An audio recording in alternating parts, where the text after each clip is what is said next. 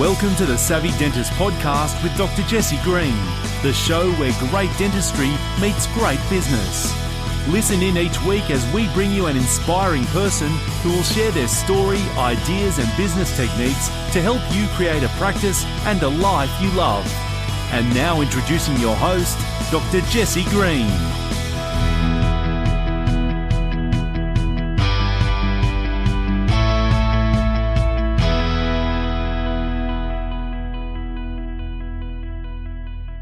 Hello everyone, it's Jesse Green here. Welcome back to SavvyDentist.com and to the Savvy Dentist podcast. It is fantastic to have your company for another episode of the show. Now this week I have a very special guest. This particular guest is a dentist, but he's most well known for his son. His son started a social network. You might have heard of it. It's called Facebook. And so my guest today is Edward Zuckerberg. And Ed is a fantastic guy, a really interesting fellow. And in this conversation, we spoke a lot about the intersection of dentistry, entrepreneurialism and technology. And in particular, we spoke about his pet project with Keystone Health, which is around eradicating periodontal disease and the effects that it has on general well-being. Now, of course, we couldn't let this conversation go by without asking about Mark and the things that have contributed to his success. And on top of that, Ed provides some commentary about where he sees the state of the profession, and he's got a unique perspective. He's had a front row seat of seeing fast growth companies, and he's got a unique perspective on how the world is changing and what those changes mean for dentistry. So I think you'll find this conversation quite fascinating, quite interesting, and I hope you enjoy it as much as I enjoyed recording it for you. Here's Ed Zuckerberg. Ed Zuckerberg, thank you so much for coming to join us on the Savvy Dentist podcast. How's things over in the United States today? Bright sunny day here in Northern California, maybe 60 degrees. It could be warmer, but being from New York, it could be a lot colder too. Well, that's very true. I'm sitting here in Canberra today. We are officially having what they call a La Nina summer. So it's a summer that comes with a lot of rain. So if you can see outside my window behind me, it's probably not so obvious, but it's teeming with rain. And I'm in a jumper in summer. So I feel like we're both having a bit of a similar temperature where we are at the moment, so even though we're meant to be on opposite sides of the world. So, except we're not getting the rain here. We could desperately use it, so send some over. I would happily send some. We've had enough, thank you, all the same. So we've got a bit of flooding. So, Ed, I wanted to talk to you a little bit about today, particularly around the intersection of dentistry and technology. And clearly you are in a unique position to be able to have that conversation. You've spent decades as a practicing dentist. You're obviously very involved in the tech world in your own right, but also as father of Mark. And I wanted to start our conversation by just asking you, have you always had that technological bent? Have you always been an early adopter of technology, or was that something that came to you later in your career? I don't think I was aware of it that early on. I had friends who liked to fiddle with like stereos and things of that nature, and I was never a build it kind of electronics guy, although there was a colleague actually a year behind me in dental school who got me very much into his passions of science fiction and gaming. Okay. And, one of the things, we all back in the 70s, we all had the original, video game, the Atari 2600 game system. I remember it. He convinced me I had to get an Atari 800 computer for the next level of gaming. And also, he thought that with my math background, I'd really like to do some programming because I'd never done any programming in my life. So he convinced me. And I think that the thing that I was struck with was how disruptive this whole thing was. My wife started medical school after I finished dental school. So I was already a practicing dentist when she started medical school. And we had to relocate from where my office was in Brooklyn up to Westchester County, about an hour north, just north of New York City, where she was going to medical school. And I had a fairly long commute. After about a year, I said, we're going to be here for a while, and we seem to like it. Why don't we look for a house up here? So, and I actually wanted a house specifically with a dental practice in the house. Mm-hmm. So there was this thing going on in 1981 when we were house shopping called the banks freaking out over interest rates. The fixed rate interest rate mortgage, if you could find one back then, was 18%. Yeah. Oh, wow. The banks were afraid it was going to be 23 the next year, so they didn't even want to lend money. So here, my wife and I, two doctors, and we're putting up probably about 40% of the cost of the house we're buying, and we had difficulty getting a mortgage. Goodness me. We finally did get a mortgage. We got one from Citibank, who was offering a 1% reduction if we did all our banking with them and partook in their pilot electronic banking program in 1981, believe it or not, that only used an Atari 800 or a Commodore 64. So I was in. I had the goods. There you go. And I remember my first banking session. It was about an hour long, and I could only pay the payees who were already registered with Citibank, namely like the phone company, the electric company, the water company. Yeah. But it was life-changing. It was such a life-changing experience on this very slow computer, on this very slow modem, where the screen loaded like one line at a time, like someone was typing. Yeah. And at the end of my session, I had to run to find my wife, who was studying in some remote corner of the house. And I'm obviously looking very excited. And I'm like, you're not going to believe what just happened. Yeah. She's like, okay, tell me. And I said, well, I just paid 3 bills, but I paid it using my computer. Wow. With no check or mailing the check. Online was not a word. There was no such word as online. No. So, I can only imagine what words I used back then. And she was like, how long did this take? And I said, well, it took about an hour for the whole session. Yeah. And she's like, I could write 3 checks and have them in an envelope ready to go out in the mail in 5 minutes. And I'm like, you don't get it. That's not the this point. It's going to change the way everything in the world is done. And that was 40 years ago in 1981. And so I wouldn't say that's high tech. I wouldn't say it's sci-fi. I would say it's vision. I've always been able to look at something, and be it a new piece of equipment that came in front of me in my dental practice. So like, for example, in 1998, was my first encounter with digital X-ray. Yeah. And what got me super interested is I'm a photography hobbyist.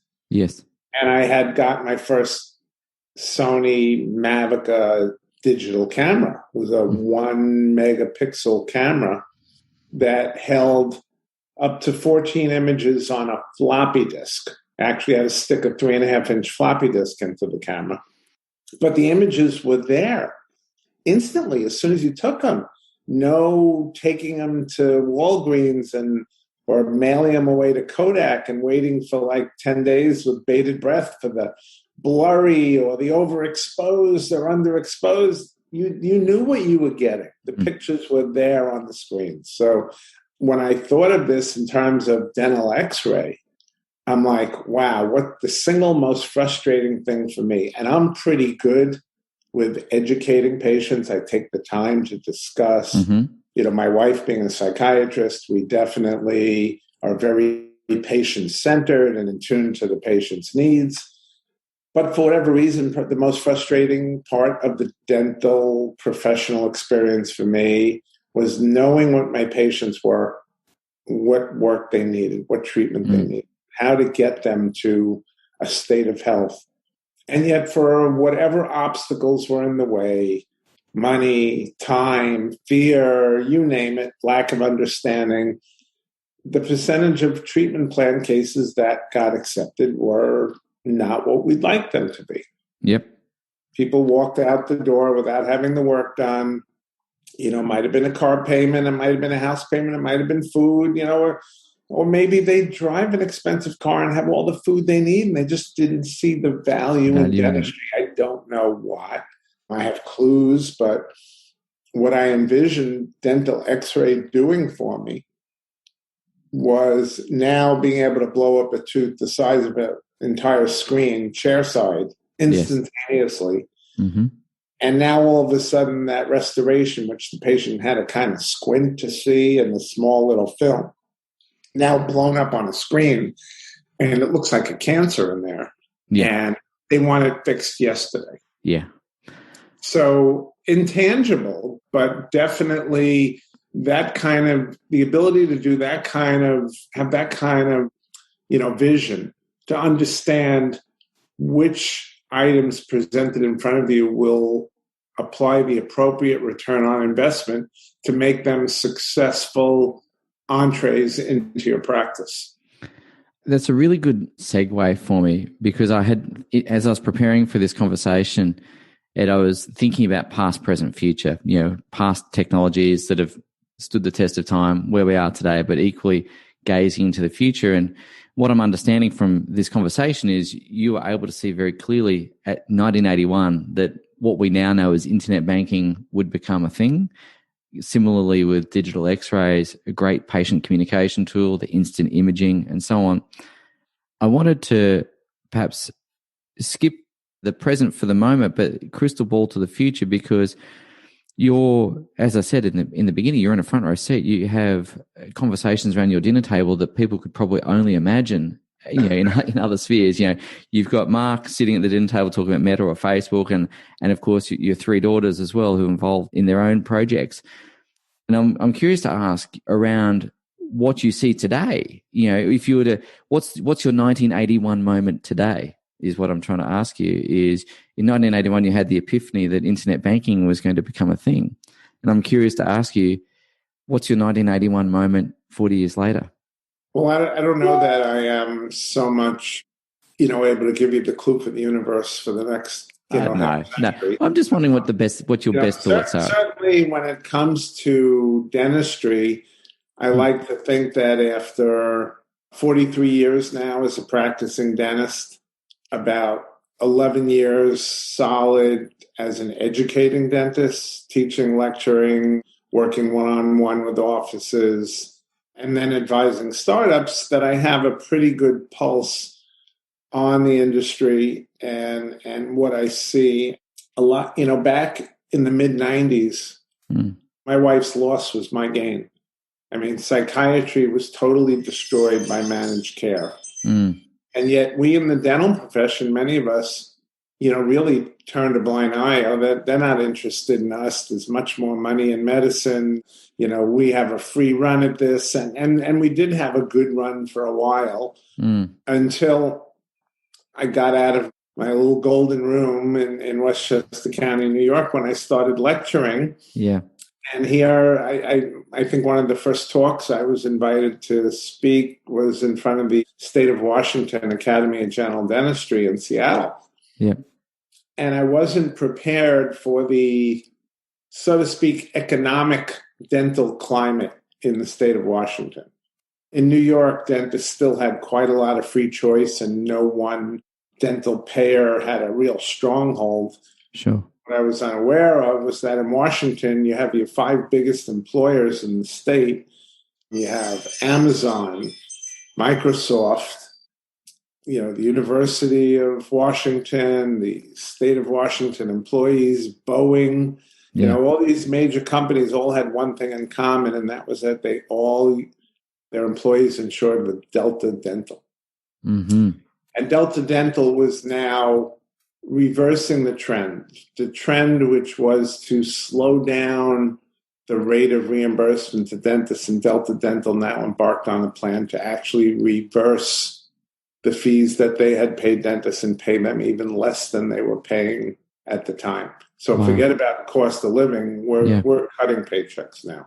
Wow. And dentists without the business acumen and tools to really confidently run a business and really communicate with their patients the value that their office offers above and beyond the next office or the next office. If we don't do that, we're really no more than, like selling appliances. Why should a patient pay more for our supposed quality service if they don't perceive the quality? I mean, if they're buying a refrigerator, they'll usually go to the store that has the cheapest price. and for some reason we failed in showing them as dentists how, we really, sort of can justify what we're doing in terms of high quality, high care, and deserving to be compensated with it. So we've had this whole compression in the stature and earning potential for dentists in the last,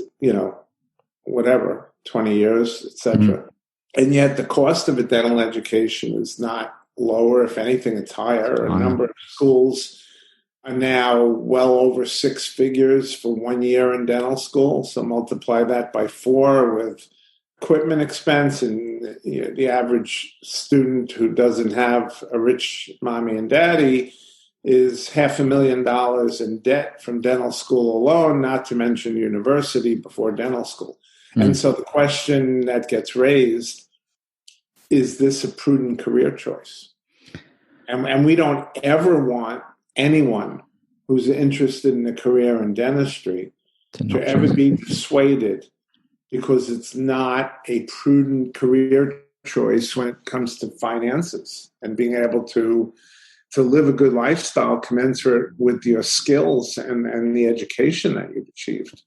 So that's a really good entry point as well, because I asked a couple of friends prior to talking to you, what questions would you want me to ask Ed Zuckerberg?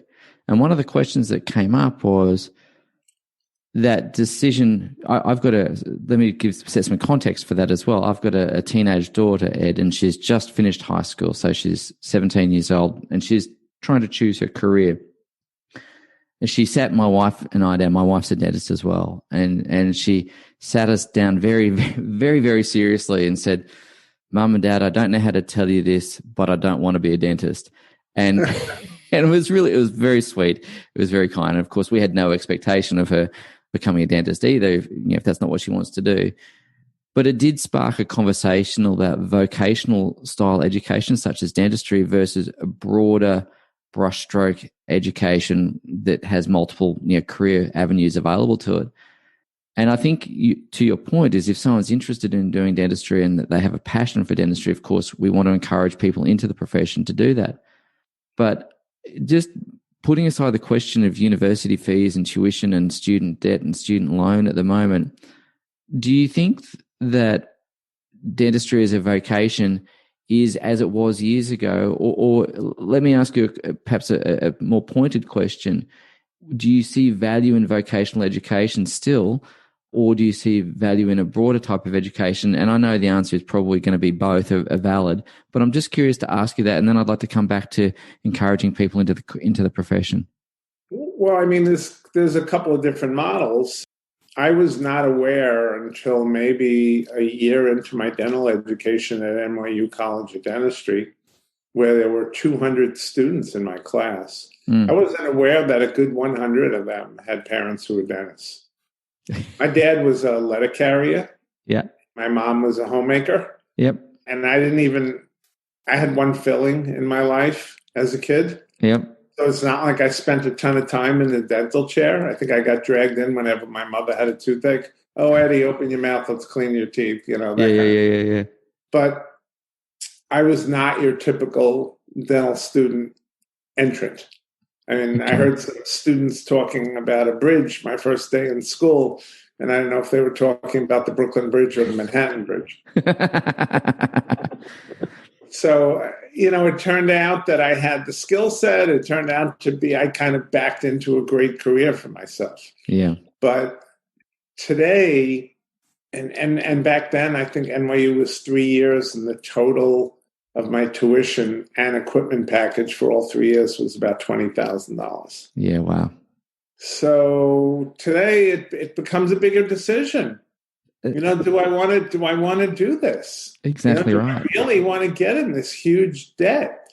And so, I think the answer is, if you've got a parent with a high quality practice and the potential to earn a lot of money, basically right out of dental school, it might make sense.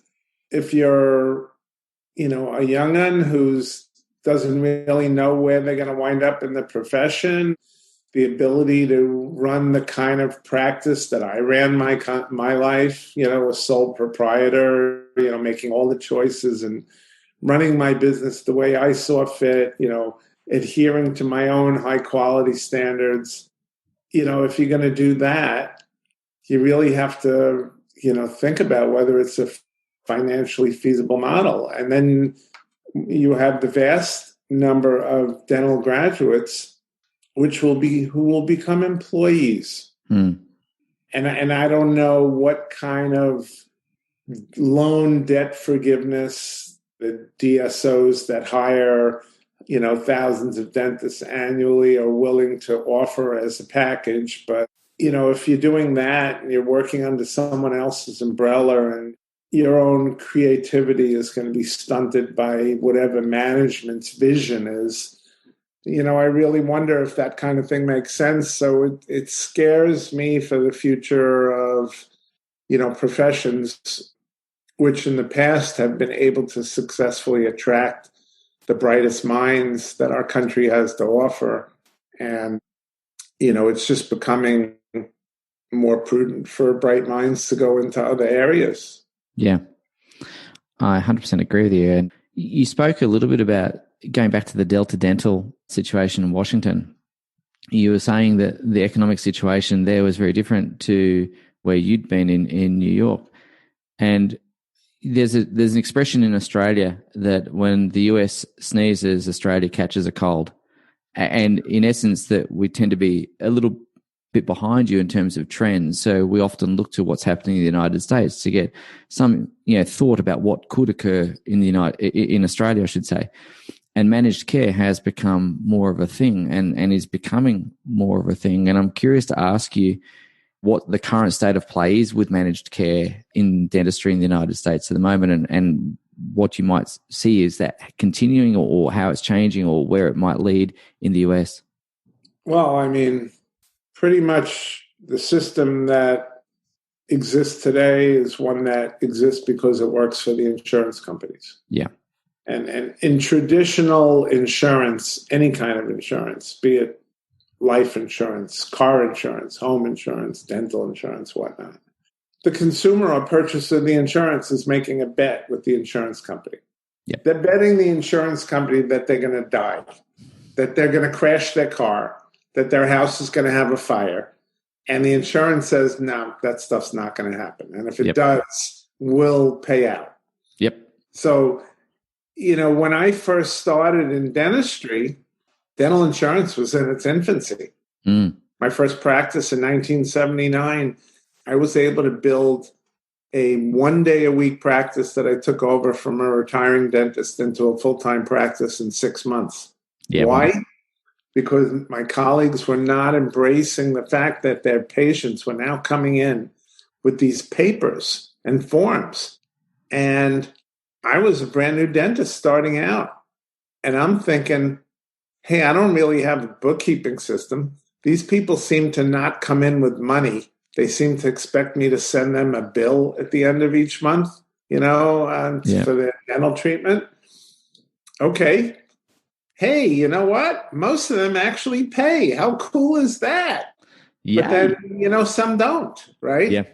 But with an insurance company, you kind of feel like this is a contractual obligant, someone who I'm going to pretty certainly get paid for. Mm-hmm.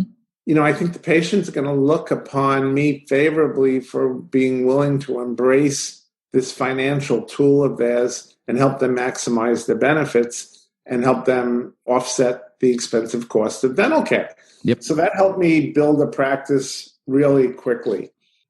But at the same time, over the years, it's evolved from the old risk-reward game. The dental insurance companies basically did a study on how many employees there were for a company. They used their actuarial specialists to determine how many patients are going to go for regular care, how many are never going to show up at all, blah, blah, blah. And they come to a premium at which they expect to make money. Yes. And if for whatever reason a group was highly educated, highly professionally health motivated, so they went to the dentist a lot, and or they had bad luck and needed a lot of dental work, the insurance company might lose money that year on that particular plan. So they just jack up the rates the next year to make up for it. Yes. But now they're in a competitive marketplace with other insurance companies, and if they underprice and now trying to catch up by overprice, they may not be able to compete.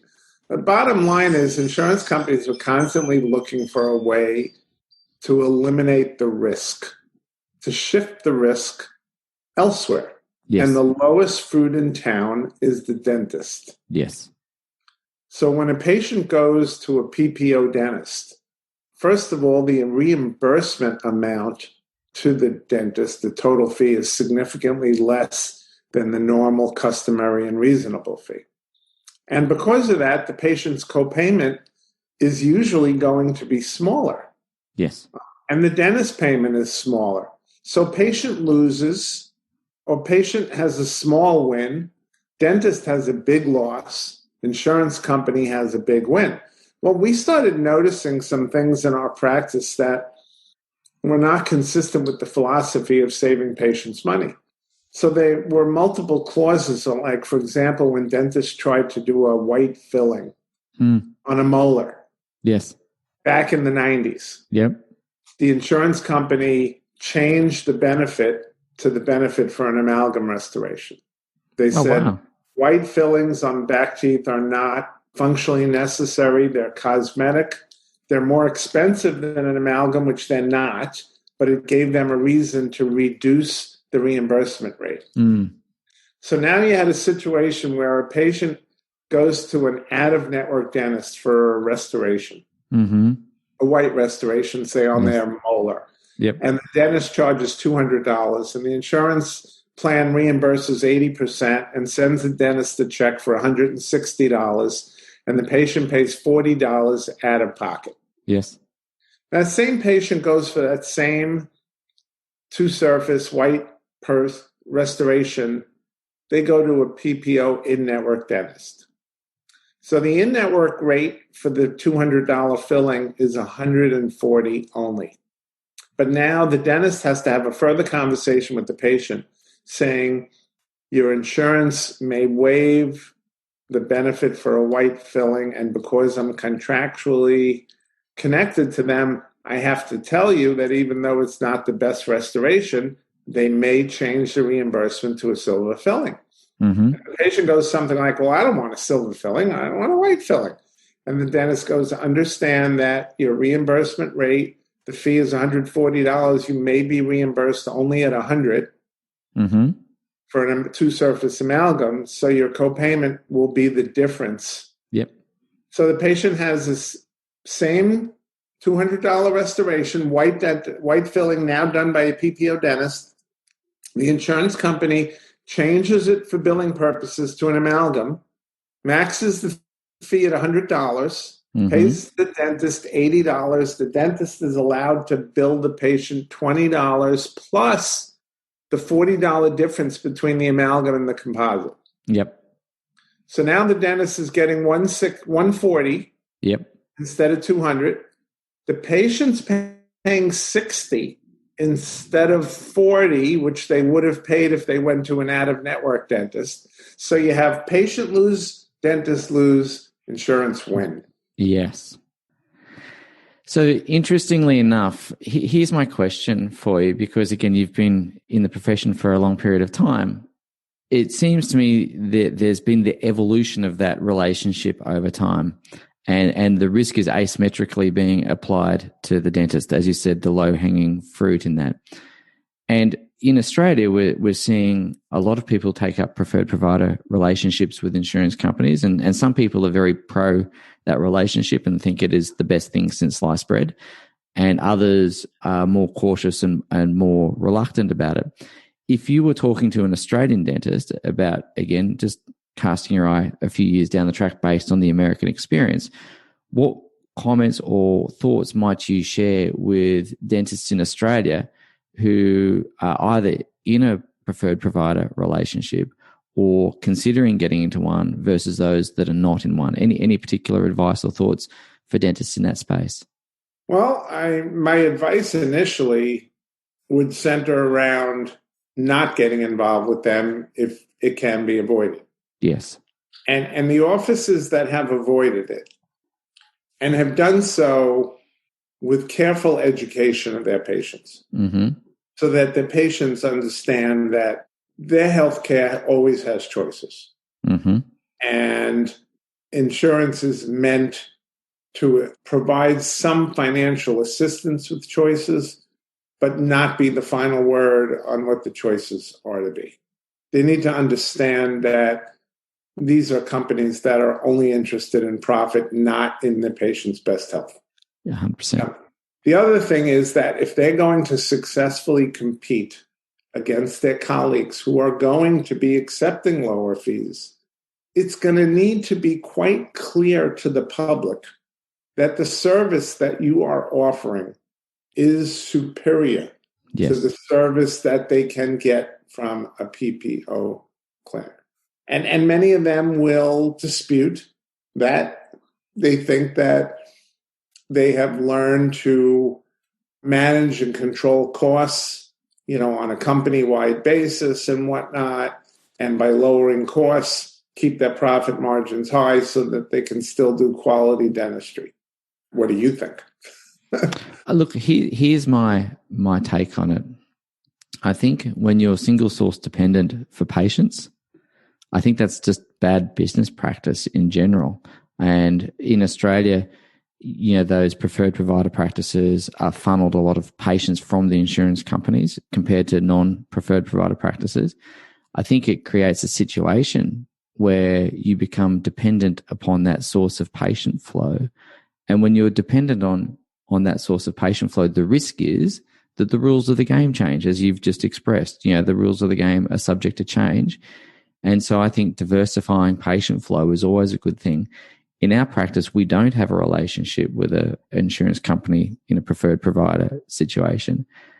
But I know a lot of people have argued quite vociferously that having those relationships has helped their practice grow. And as you quite rightly point out, that they've been able to manage their cost base and their service has been acceptable enough that people are happy enough. I also agree with you that if you are not in a relationship of that kind, you really need to articulate why your fee structure is what it is. And you've got to be able to demonstrably show that. And what's more, I think what this really leads to is when I graduated from dentistry, I graduated in 1994, Ed. And in 1994 here in Australia, you could put your shingle up and be busy the next day and you'd do very, very well. I think what it speaks to now is dentists needing to become more proficient at business than they've ever been needed to. Oh, yeah, before. Absolutely. And so that skill set, the clinical skill set's fine, but the business skill set is never taught at university. And I'd be interested in your thoughts around that. Yeah, I mean, that was something I realized, when I started my own practice 1 year out of my residency, is wow, I am a businessman first, dentist second. Yeah. Yes, without great dental skills, my business will not succeed, but I could have the best dental skills in the world, and without good business skills, my business will not succeed either. Yeah. I think that there should be almost a mandatory MBA component within a dental education. Amen. I would love to see that. Because I think here's the thing as well. If students are graduating with enormous student debt, I think it's incumbent upon the profession to equip them with some business skills to be able to run a business to manage that debt. Because I think if you're graduating with that kind of debt and you have no business skills, you are at great risk of financial hardship. I don't know if you have a thought around that. Unquestionably. Yeah.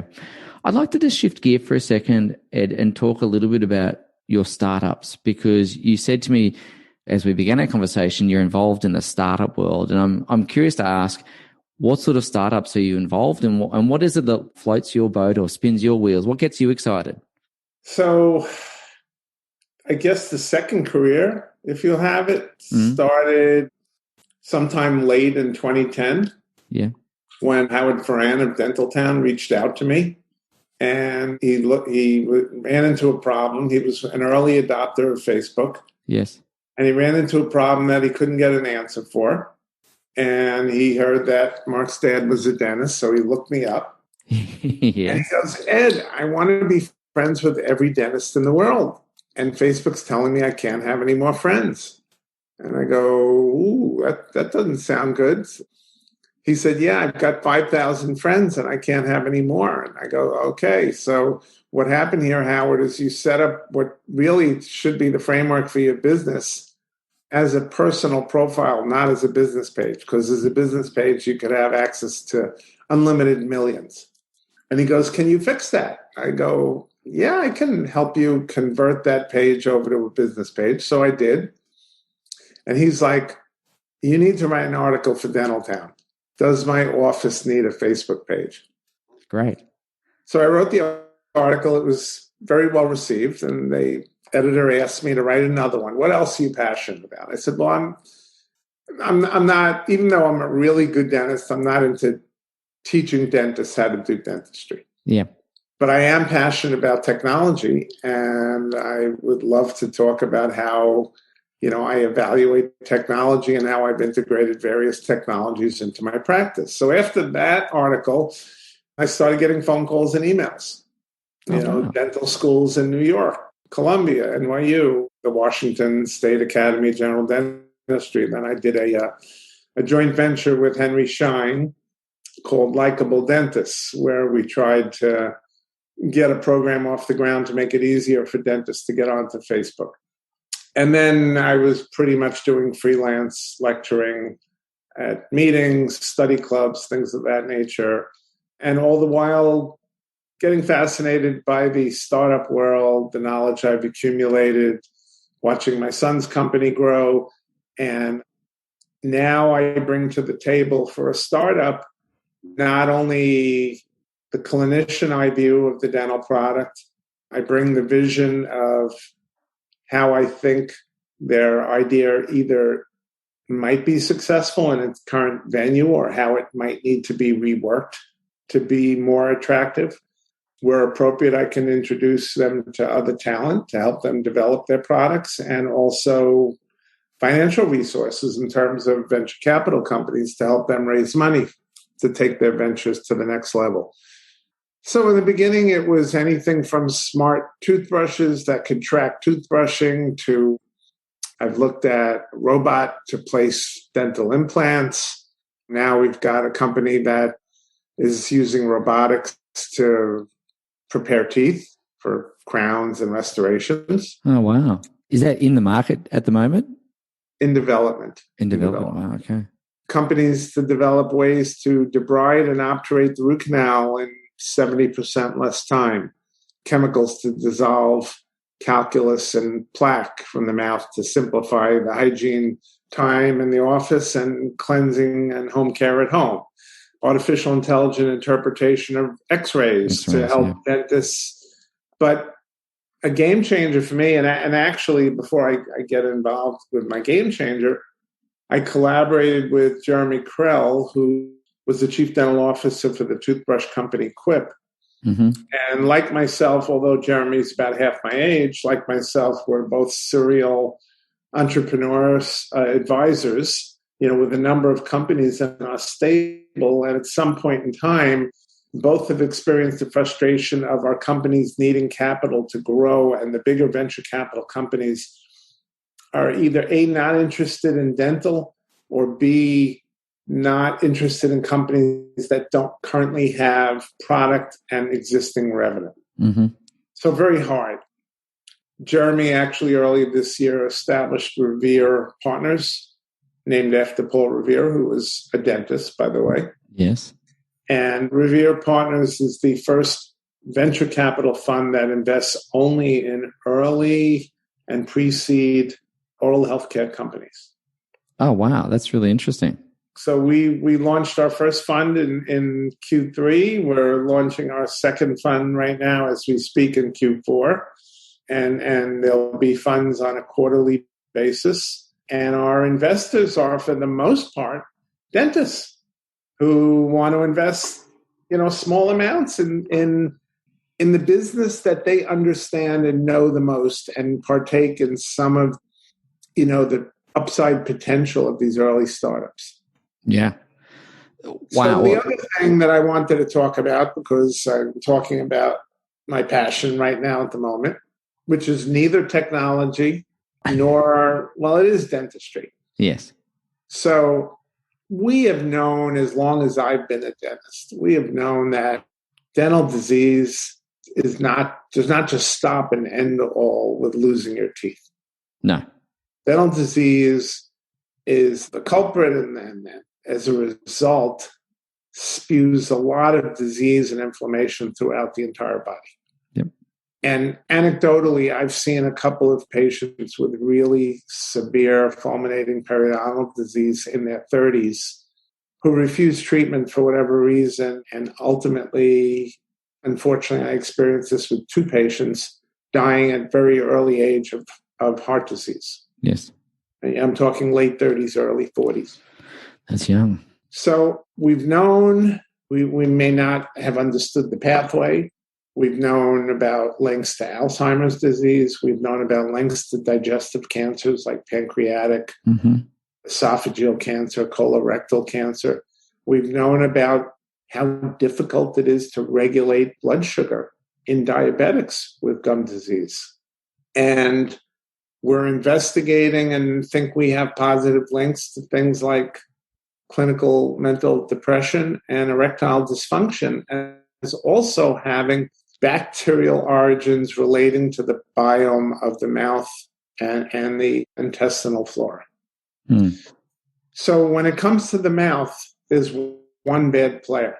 And there's a lot of bad players, but there's one really bad player, and that bad player is P. gingivalis. I was going to say P. gingivalis, yeah.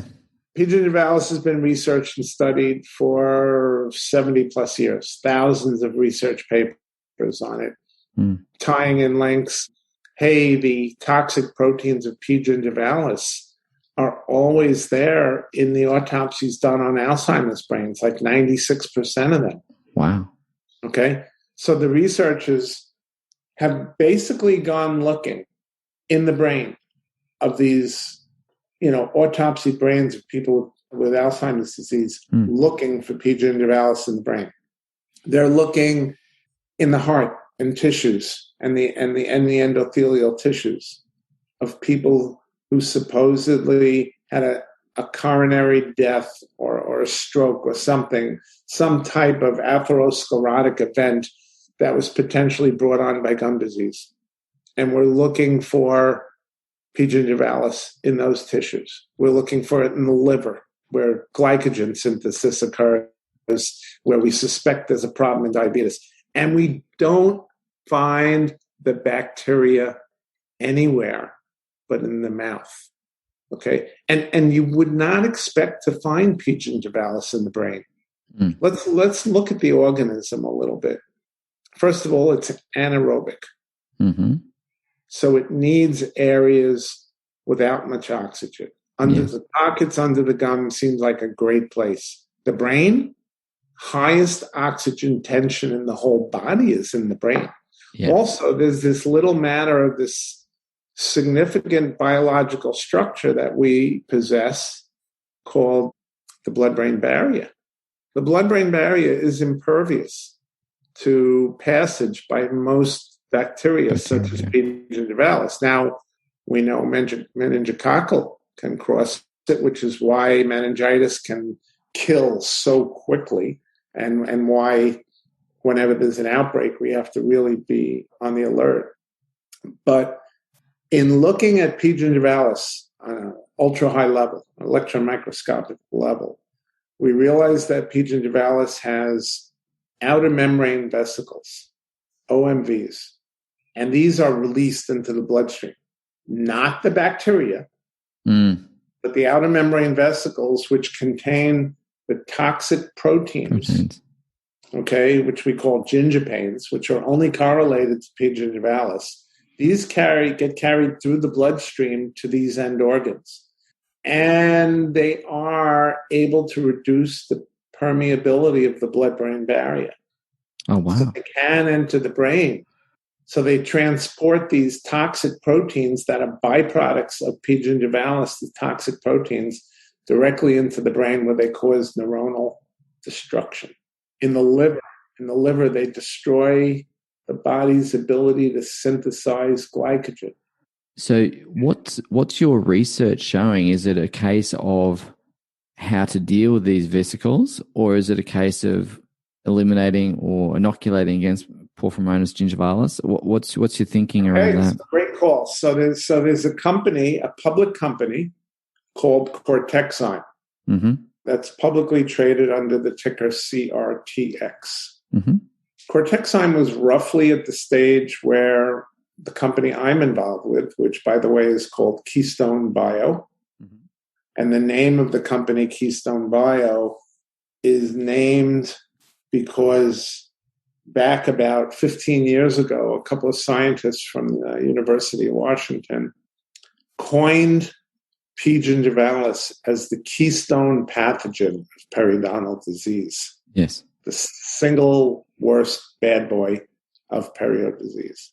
So such an important bacteria is worthy of the focus and thrust of this company. Yep. So most of the research, most of the new drugs that have been targeting Alzheimer's disease have been targeting cleaning up the beta amyloid plaque in the brain. And when there is beta amyloid plaque, we're dealing with individuals who have very late cases of Alzheimer's disease. We want to affect a change earlier. We need to really move earlier on the game. So Cortexine developed a pill that was supposed to inhibit the gingipains, the toxic proteins that were being released at the gum disease level by P. gingivalis. Yes. The reality is that not every subset of patient in their study had gum disease or had the type of dementia that they were targeting in the study. So that while there was a highly successful group of patients who had P. gingivalis infections within the group that showed improvement in cognition during the test, as a whole, the test failed. In terms of showing statistical significance across the entire group of studied patients.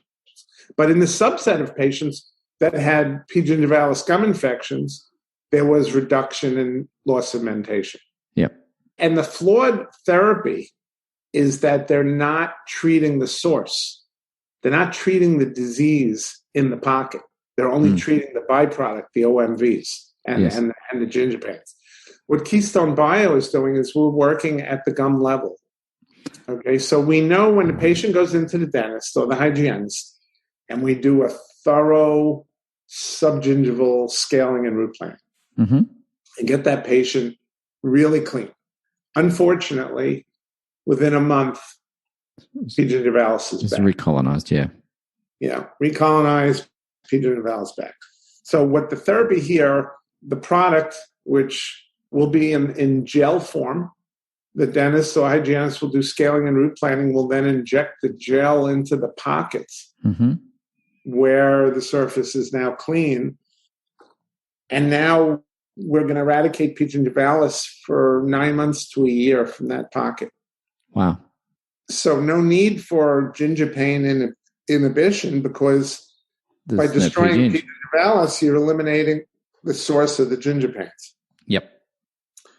So where are we at this? Interesting. We're actually collaborating with our early phase trials starting in Australia. Terrific. Australia has a terrifically friendly research testing climate with the United States. In many ways, it's a lot easier to get going on a drug like this, which actually already went through some trials 25 years ago in the UK and was shown to be safe and efficacious. But the problem is the researchers back in the mid-90s were looking for a one-time cure of PG. Yeah, okay. So when they brought the patients back a year later and they had PG, they abandoned. So our team picked this up again about over 10 years ago, and we've been working to further modify the biologic. This potentially, what's so exciting to me is puts dentists on the forefront of healthcare. It absolutely does. It's game-changing, to use your language earlier. It is absolutely game-changing because dentists become primary healthcare in the truest sense of the word. Yeah, and it's spawned a whole bunch of other companies that have salivary detection companies. Now, one company I'm working with is called Bristle Health, like toothbrush bristle, and they're direct to consumer. Consumers can order a kit where they spit in a tube and find out how bad their PG is, along with a whole bunch of other bacteria bad boys that are in there.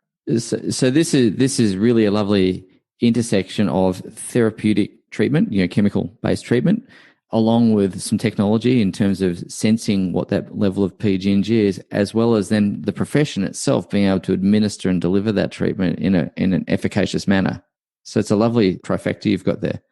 So the one thing I saw vision-wise, obviously I can't add anything microbiology expertise-wise to these guys. I mean, I'm 40 plus years removed from microbiology in dental school. Yeah. There's not a whole lot of technology I can help them with here too. But if we're talking about a drug that hopefully will be ready in, 3 years maybe, 2024, 2025, I don't know. If that can be ready, in order to help the most people when it is ready, we have to create an awareness in the profession about how PG is a bad mother, okay? People need to really fear P. gingivalis. Yeah. It needs to be up there with like cancer, heart disease, stroke, Alzheimer's, Parkinson's, P. gingivalis, I don't want that. So that when they hear there's a therapy, they will be on board. Yeah. And even if the therapy is not out there now yet, they certainly want to ask their dentists about what they can do to A, do I have an infection of P. gingivalis? And B, what can we do without until this drug is ready to limit the P. gingivalis population in my oral cavity?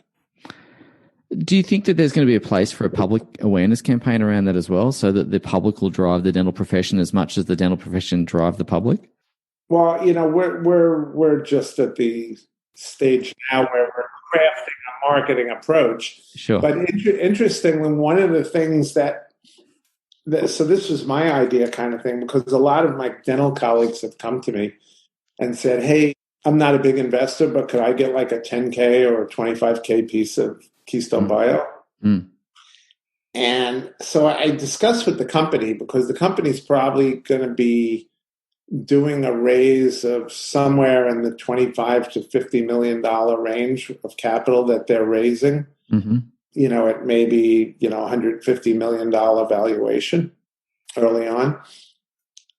So what I spoke to them was perhaps getting like a little carve out for dentists, because they could easily go institutional and get, a Goldman Sachs or Morgan Stanley, something like that, to put together a fund for their high net worth investors to invest in something with a very promising return. But along the line of wanting to spread the word and educate, those are people that are just going to want to put money down and then sit back and count their money grow. Yeah. On the other hand, if you or I put 25K of our hard-earned dollars into a company like this, and we have the educational understanding of how it works, we're going to essentially not just be investors, but we're also going to be missionaries for the company, because we're going to be doing the work that's needed to ensure that when the drug is ready in 3 years, that there's public demand for it. And why not? It'll help us in our professional line, but why not be able to partake in the investment end also? Why not, indeed? I think that's a wonderful opportunity. And I think there's a couple of things.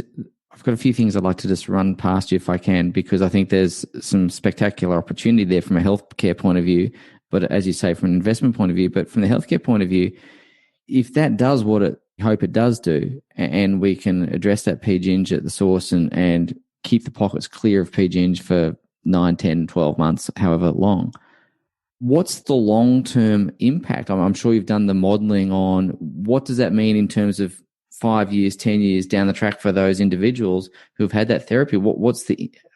How do we quantify that impact? It means a healthier Yeah. geriatric population. It means significantly lower medical costs for our insurers and our healthcare system because of less heart disease and less Alzheimer's and less cancer. And, this is everything that we strive for as medical professionals.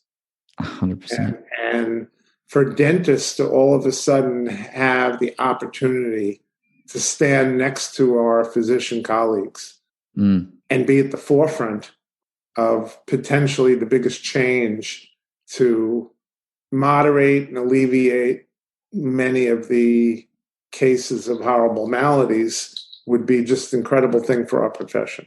I think it'd be an incredible gift to the world too. I think it'd be wonderful. Ed, I can't let our interview conclude without asking some questions about Facebook.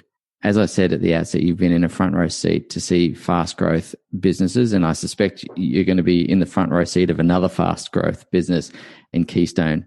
But I wanted to ask you, for the listener of our podcast, what were those early days of Facebook like?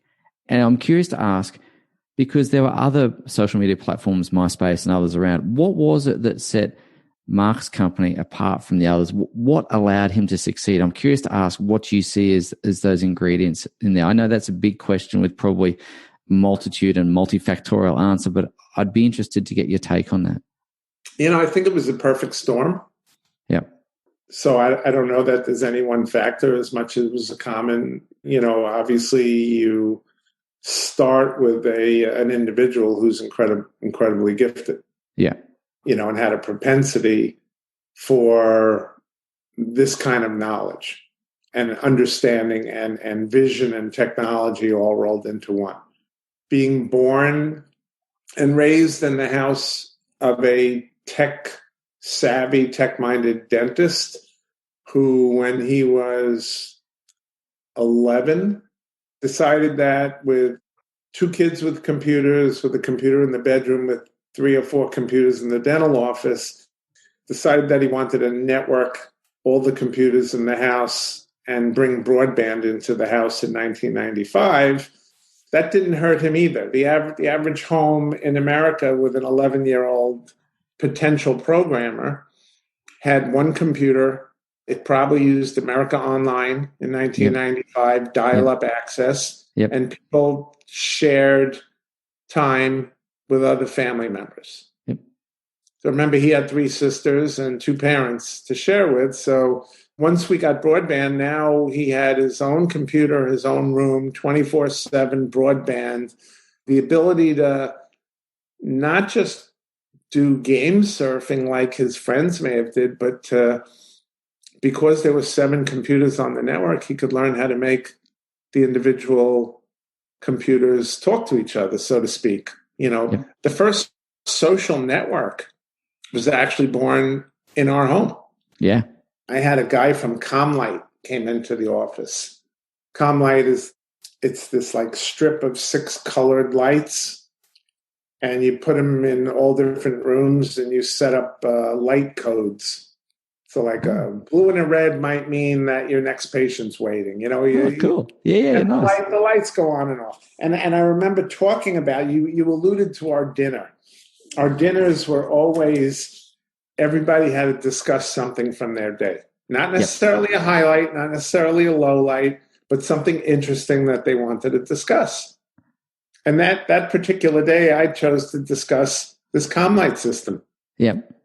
And Mark looked at me and said, "Don't they have to drill holes in the walls and ceilings to run wires for that?" And I said, "Yeah."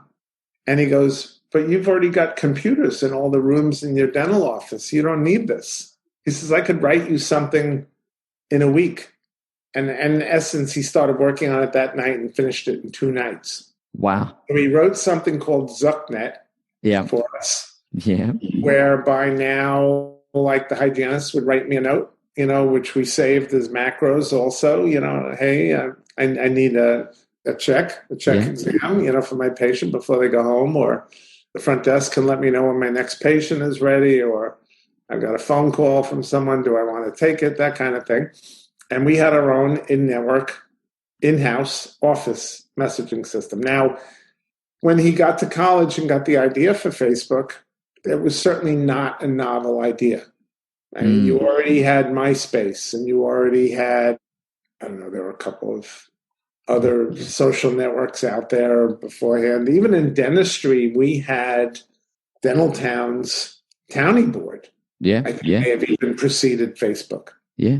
So dentists had the ability to chat with each other and share cases and things like that.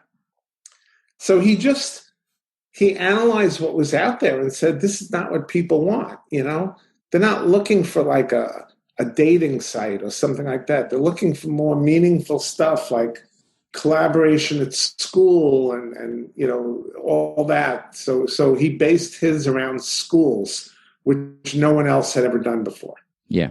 So when he started it at Harvard, it was only for the Harvard kids, and then they cloned it to a bunch of schools. So, in the early years, there was a lot of, he got some family input, some beta testing and stuff like that, but quickly, obviously, surrounded himself with people around him who were brilliant.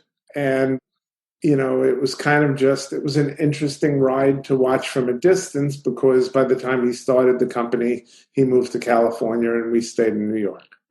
But watching the company grow to like 30 people, 60, 100 and whatnot, and, watch its milestones throughout the years, the millionth user, going IPO, stuff like that. It's all just been a hell of a ride. What is it about Mark particularly? You've alluded to his technical brilliance, but there's one thing about being technically brilliant and building a company. They're two different skill sets. He has focus. Yeah. And I used to, do you play golf? I think I'm the only dentist who doesn't.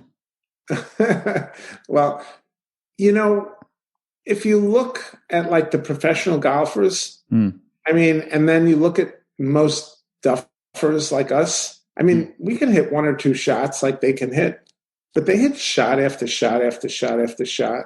Yeah. Same thing with any sport. I think that while skill level is key, you can't succeed without both skill level and focus. And I remember when Mark was in I think it was a 4-year-old nursery school program. Mm-hmm. And they normally did a 2-week unit on space. And Mark was so interested in space that he got all the other kids involved in space. So, all the books had to be about space and projects and different ideas. And the next thing we knew, we got a call from the teacher. She said, I've been teaching for 30 years, and this is the first time I'm doing this, but I'm going to extend the whole space theme to the rest of the semester. Wow. These kids are really into this topic. And instead of bouncing around to something else, we're going to just go into detail with this like I've never done before. And she said, I want you to know it's because of your son. Oh, wow.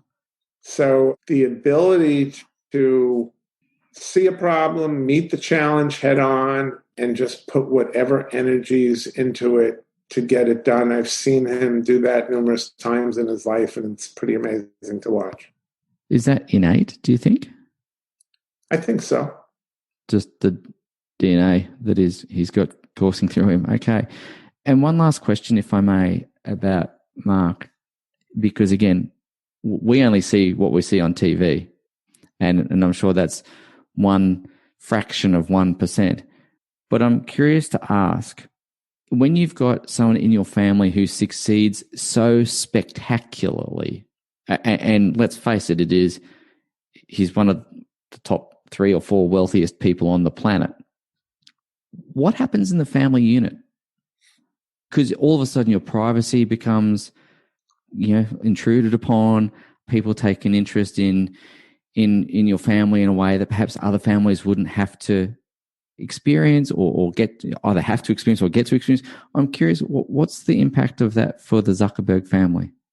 Obviously enormous pride, I get that, but I think we were a pretty solid and close family. We vacationed together, we skied together, we had a family recreation.